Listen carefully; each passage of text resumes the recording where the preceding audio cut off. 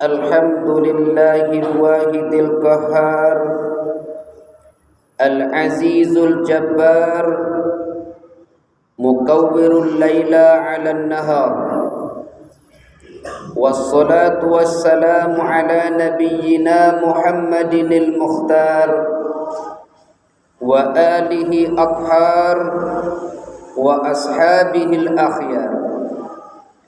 Ashhadu an la ilaha illallah wahdahu la syarika lah wa ashhadu anna Muhammadan abduhu wa rasuluh. Allahumma salli wa sallim wa barik ala hadzal nabiyil karim wa rasulil azim, amma ba'd. Fa ya ayyuhal muslimuna rahimakumullah, ittaqullaha haqqa tuqatih wa la tamutunna illa wa antum muslimun. Ma'asyiral muslimin yang dirahmati Allah, kita bersyukur kehadiran Allah Subhanahu wa taala, seraya kita memuja dan memuji Allah atas segala nikmat yang Allah berikan kepada kita. Dengan nikmat itu kita gunakan untuk beribadah kepadanya. Salawat dan salam buat Rasulullah Muhammad sallallahu alaihi wasallam. Syafaat beliau kita harapkan di yaumil mahsyar kelak. Khatib mengajak kepada kita bersama, marilah kita tetap bertakwa kepada Allah Subhanahu wa taala, agar kita menjadi hamba yang dimuliakan oleh Allah, agar kita memiliki pakaian yang terbaik, dan agar kita memiliki bekal yang paling baik ketika menghadap kepada Allah Subhanahu wa taala. Kesempatan ini khatib mengangkat tema khutbah kita, mengambil pelajaran dari semut. Di dalam Al-Quran ada satu surah yang bernama surah An-Naml, yang dalam bahasa kita artinya surah semut. Kenapa dinamakan surah An-Naml, surah semut? Karena di dalam ini diceritakan sekelumit tentang semut. Di antara ayatnya adalah surah An-Naml ayat yang ke-18. A'udzu billahi minasyaitonir rajim. Bismillahirrahmanirrahim. Hatta idza atau ala wadin naml, hingga ketika rombongan Nabi Sulaiman alaihi salam sampai beliau ke lembah semut, qalat namlah, maka berkatalah seekor semut. Apa kata seekor semut? Ya ayyuhan naml, udkhulu masakinikum. Wahai semut-semut, masuklah kalian ke dalam sarang-sarang kalian. La yahtimannakum Sulaiman wa junuduh, agar kalian tidak diinjak oleh Sulaiman dan para tentara-tentaranya. Wa hum la yash'urun, sedangkan mereka tidak menyadarinya. Dalam ayat yang ke-19 Allah menjelaskan, fatabassama dhahikum min qawliha, maka Nabi Sulaiman alaihi salam mendengar apa yang dikatakan semut, beliau pun tersenyum dan tertawa. Kaum muslimin yang dirahmati Allah, Salah satu tujuan Allah menceritakan tentang semut di dalam Al-Quran agar kita dapat mengambil pelajaran dari makhluk Allah yang kecil ini. Apa pelajaran yang dapat kita ambil dari semut? Yang pertama, an-namlatu la yai'asu min rauhillah. Semut adalah salah satu ciptaan Allah yang tidak pernah berputus asa daripada rahmat Allah. Kenapa dikatakan demikian? Karena kalau seandainya semut berjalan ke satu tujuan, lalu jalannya dihambat, maka semut tidak akan pernah menyerah. Ketika dia ingin ke satu tujuan, jalannya dihambat, dia pun akan mencari jalan lain. Yang penting dia harus sampai kepada tujuannya. Hal ini sejalan dengan apa yang Allah jelaskan dalam Al-Quran. Kata Allah menjelaskan dalam Al-Quran, la yai'asu min rauhillah. Janganlah kalian berputus asa daripada rahmat Allah. Innahu yai'asu min rauhillah. Sesungguhnya la yai'asu min rauhillah, tidak ada yang berputus asa daripada rahmat Allah illal qaumul kafirin, kecuali orang-orang yang kafir kepada Allah. Banyaknya orang yang stres, bahkan stroke atau penyakit jiwa lainnya, atau bahkan sampai bunuh diri. Salah satu penyebabnya adalah mereka berputus asa daripada rahmat Allah. Bahkan tidak sedikit juga orang-orang yang tidak mau menyembah Allah, yang padahal sebelumnya dia menyembah Allah. Tidak mau solat, pada sebelumnya dia solat. Ketika ditanya kenapa dia tidak mau solat dan menjauh dari Allah, salah satu jawabannya, karena apa yang dia minta belum dia dapatkan, dan dia pun berputus asa daripada rahmat Allah. Ambillah pelajaran dari semut. Sesungguhnya makhluk Allah yang kecil sebenarnya tiada daya menurut kita, tetapi semut yang kecil, dia tidak pernah berputus asa daripada rahmat Allah. Seharusnya apatah lagi kita yang diberi potensi oleh Allah untuk berfikir. Tentu manusia yang berfikir tidak juga berputus asa daripada rahmat Allah. Pelajaran yang kedua yang dapat kita ambil dari semut adalah an-namlatu 'amalus syaq. Semut adalah makhluk Allah yang kecil, tetapi walaupun kecil, semut merupakan pekerja keras. Semut memiliki etos kerja yang tinggi. Cobalah kita adakan sedikit penelitian misalnya di tempat tinggal kita. Di mana pernah kita lihat ada semut santai-santai saja? Di mana pernah kita temukan ada semut tidur-tiduran di siang hari? Tidak ada. Setiap kita temukan semut, pasti mereka sedang berjalan, pasti mereka sedang bekerja. Tidak ada semut santai-santai dan tidak ada semut tidur-tiduran. Ini menunjukkan apa? Makhluk Allah yang kecil ini, iya badannya kecil tapi etos kerjanya tinggi. Iya badannya kecil tapi bekerja keras.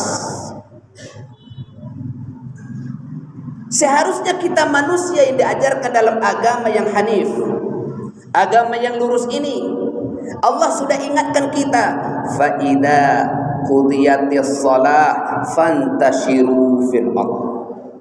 Kalau sudah selesai mengerjakan sholat, bertebaranlah di muka bumi.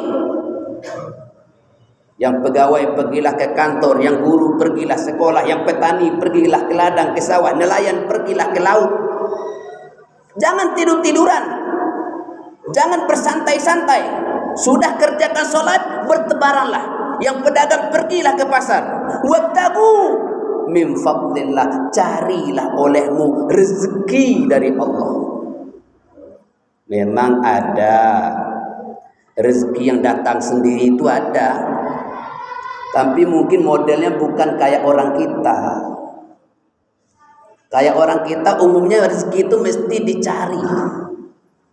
Sudah cari rezeki, datang waktu sholat, wa dzkurullaha katsira, banyak ingat dengan Allah, banyak zikir kepada Allah, la'allakum tuflihun, agar kamu mendapatkan kemenangan. Ini pelajaran kedua dari makhluk Allah yang kecil semut, mereka pekerja keras. Lalu pelajaran yang ketiga yang dapat kita ambil dari makhluk Allah yang kecil semut itu adalah an-namlatu qawiyyah. Semut kecil tapi kuat. Kenapa kita katakan semut kecil tapi kuat?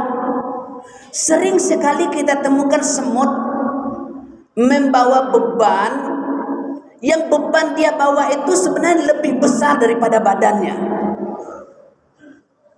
Anggaplah semut membawa satu butir nasi, yang nasi itu lebih besar dari tubuh semut. Yang dalam hidup ini sering sekali kita mengeluh, oh, kalau mengangkat itu saya tidak kuat, saya tidak sanggup. Menyerah. Yang kalau kita belajar dari semut, mereka mengangkat beban yang lebih besar daripada badannya. Nabi Muhammad SAW menjelaskan dalam hadis beliau, al-mu'minul qawiyyu khairun wa ahabbu ilallah minal mu'minina dha'if wa fi kulli khair, rawahu Muslim. Orang beriman yang kuat itu lebih baik dan lebih dicintai Allah daripada orang beriman yang lemah.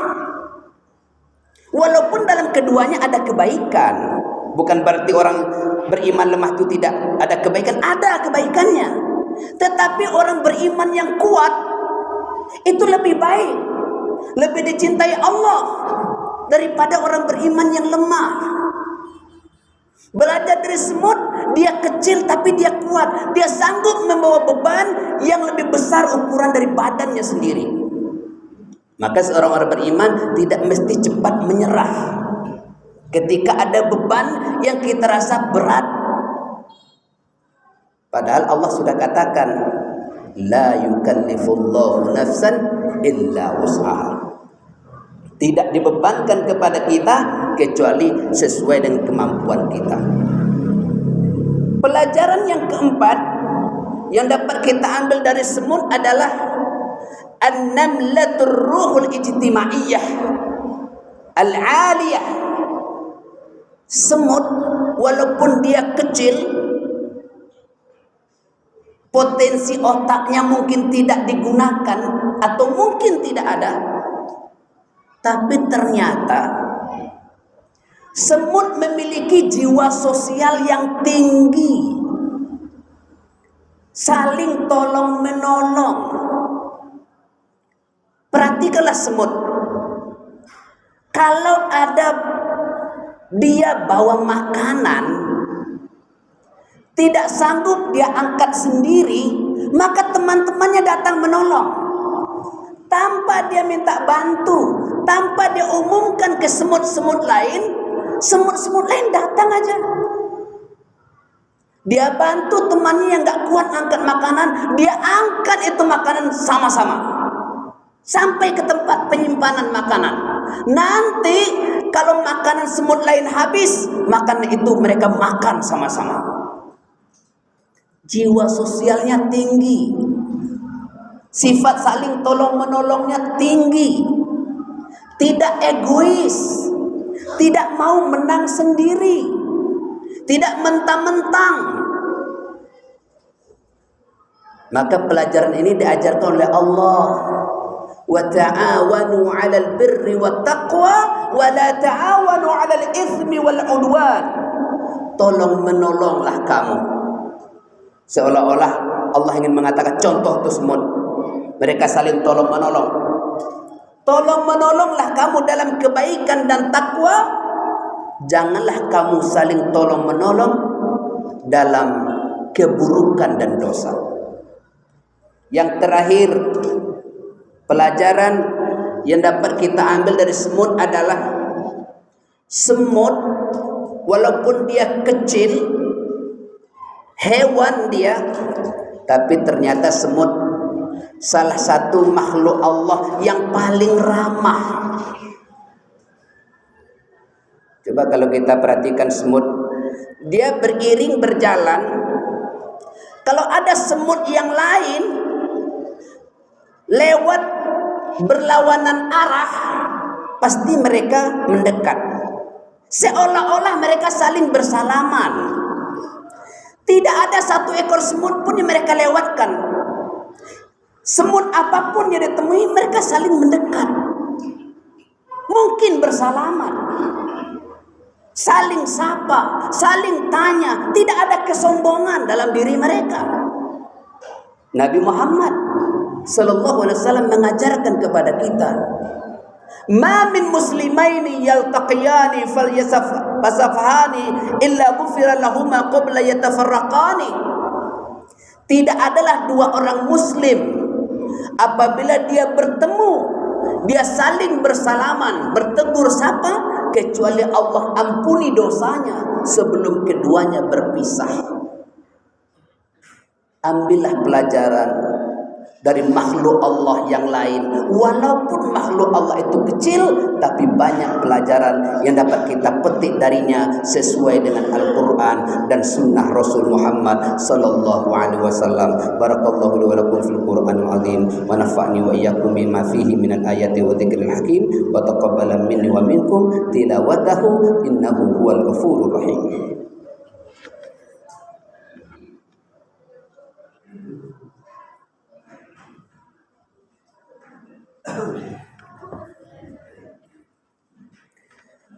Alhamdulillahilladzi hamdan katsiran kama amara. Asyhadu an la ilaha illallah wahdahu la syarika lah, lahul malikul haqqul mubin, wa asyhadu anna Muhammadan abduhu wa rasuluhu khatamul anbiya'i wal mursalin. Allahumma shalli wa sallim wa barik ala hadzal nabiyil karim wa rasulil azim, amma ba'du. Fa ya ayyuhal muslimun rahimakumullah, ittaqullaha haqqa tuqatih wa la tamutunna illa wa antum muslimun. Innallaha wa malaikatahu yusholluna 'alan nabi ya ayyuhalladzina آمنوا صلوا عليه وسلموا تسليما.